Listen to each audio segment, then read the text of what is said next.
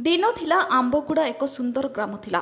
लोकमाने एही ग्राम को एक प्रमुख स्थान बोली बाछि नेथिले कारण यह केंद्र सरकार गोटे प्रमुख ऑफिस थिला।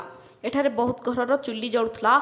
केंद्र सरकार कार्यालय और उद्योग बंद करदेले एवं राज्य सरकार हस्तरे हस्तांतर करते। राज्य सरकार कौनसी उन्नति करिवार प्रयास हो पारिला नाही कि कौनसी जत्न नियागला नाही। तेणु एठाकर परिस्थिति पूरा खराब अवस्था परिणत है।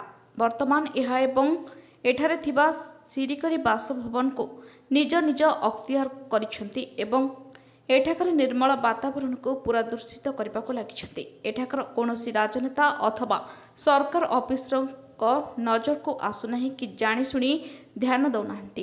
एठारे थिबा सरकारी जमी को सरकार राजस्व निरीक्षक बाबू माने गरीब लोकंकठू किछि टंका हताई ताहा बिक्री करुछंती।